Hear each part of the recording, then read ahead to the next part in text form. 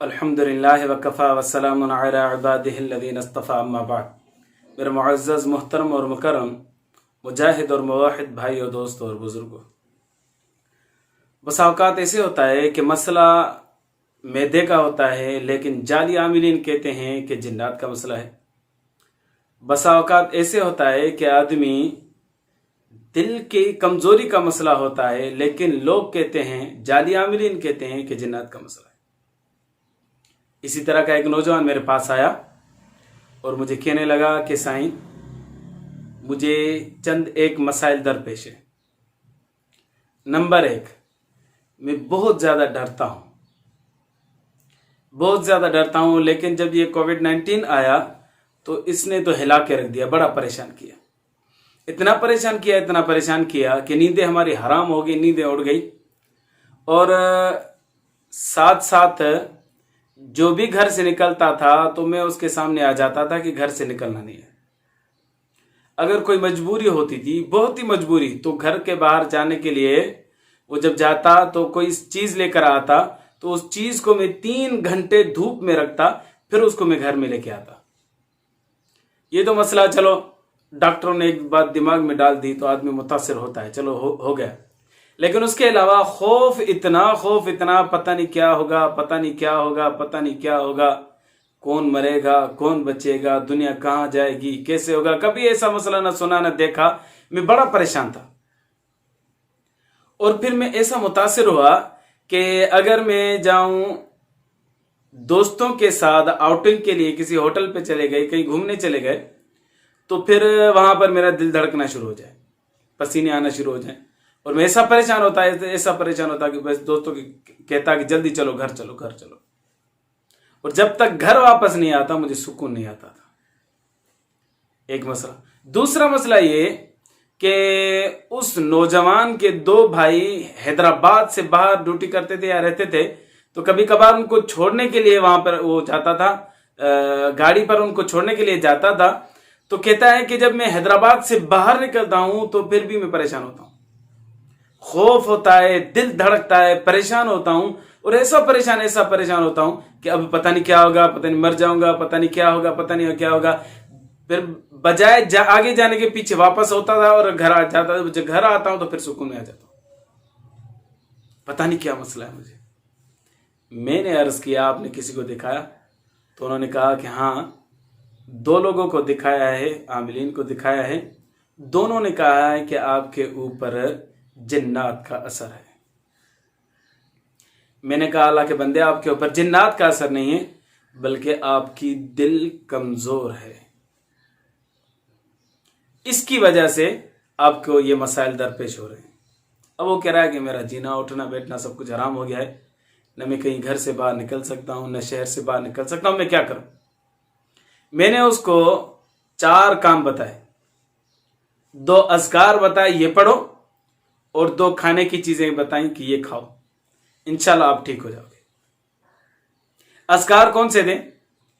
कलाम मुकद्दस की एक आयत का एक छोटा सा टुकड़ा, लियरबित अला कुलूबिकुम।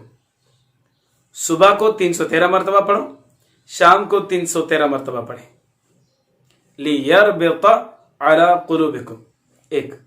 दूसरा, अल्लाह अकबर या मोमिन, 313 मरतबा सुबह में, 313 मरतबा शाम में। ये भी अपने अज़कार के अंदर शामिल करें। ये 2 अज़कार मैंने पढ़ने के लिए दिए कि आप इनको पढ़ें। और 2 चीजें खाने के लिए कौन सी दी? नंबर 1, शहद। मैंने कहा सुबह सवेरे उठे तो 1 चम्मच शहद का ले लें, एक काम ये। दूसरा काम ये, सना मकई के 3-4 पत्ते ले लें और फिर उनको 1 कप कावा चाय बनाकर उनसे वो आप पिए। दिन में 1 मरतबा पिए या सुबह शाम पिए। तो ये काम करें आप। 2 अज़कार दिए और 2 खाने के लिए दिए। अज़कार में से क्या था? लियरबित अला कुलूबिकुम, सुबह शाम 313 मरतबा, अल्लाहु अकबर या मोमिन, सुबह शाम 313 मरतबा। खाने के लिए शहद 1 चम्मच। उसने कहा शहद तो ओरिजिनल मिलेगी नहीं। मैंने कहा नहीं मिलेगी, फार्मी ले लो, झूठी ना हो, फार्मी ले लो। फार्मी भी ओरिजिनल है, لیکن یہ کیا ہے کہ خود لوگ مکھیوں سے یہ حاصل کرتے ہیں. ویسے جو ہوتی ہے قدرتاً طور مکھی اپنی جگہ پر بیٹھتی ہے, گھر میں بیٹھتی ہے, وہاں سے جو لی جاتی ہے وہ تو بالکل ہی اوریجنل ہوتی ہے, لیکن فارمی بھی غلط نہیں ہے, صحیح ہے, کام آ جاتی ہے. اوریجنل نہ ہونے کی صورت میں آپ فارمی استعمال کر سکتے ہیں. باقی جو شوگر سے بنائی جاتی ہے یعنی چینی سے جو بنائی جاتی ہے تو پھر غلط ہی ہے, بیکار ہے. تو آپ وہی استعمال کریں. اس نے ایک کپ لے لیا بہترین والا, اب وہ استعمال کرتا رہا, سنا مکئی بھی استعمال کرتا رہا, اس کو کہوہ چائے بنا کے پیتا رہا. میں نے کہا کہ 11 دن کے بعد آپ آ جانا. 11 دن کے بعد آیا, اس کا چہرہ بتا رہا تھا کہ اللہ کے فضل سے اس کو فائدہ ہے. میں نے کہا 2 خبر, طبیعت کیسی ہے؟ اس نے کہا اللہ کا فضل ہے, بڑا فائدہ ہے, بڑا فائدہ. میں نے کہا اس کو کنٹینیو رکھو, اذکار کو بھی کنٹینیو رکھو, اور جو کھانے والی چیزیں پینے والی ان کو بھی کنٹینیو رکھو.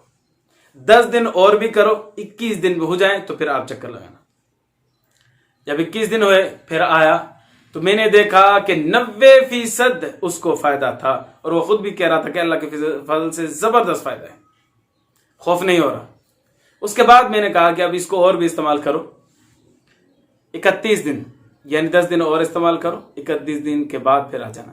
تھوڑا مجھے یاد نہیں ہے, شاید میں نے 31 دن پورے کرنے کو کہا تھا یا 40 دن پورے کرنے کو کہا تھا, لیکن اس نے 2 دن اور کیے, 22واں دن اور 23واں دن. اس کے بعد اس نے وہ کام نہیں کیا, نہ پڑھائی کی اور نہ کھایا پیا, کیونکہ وہ بالکل صحت مند ہو چکا تھا.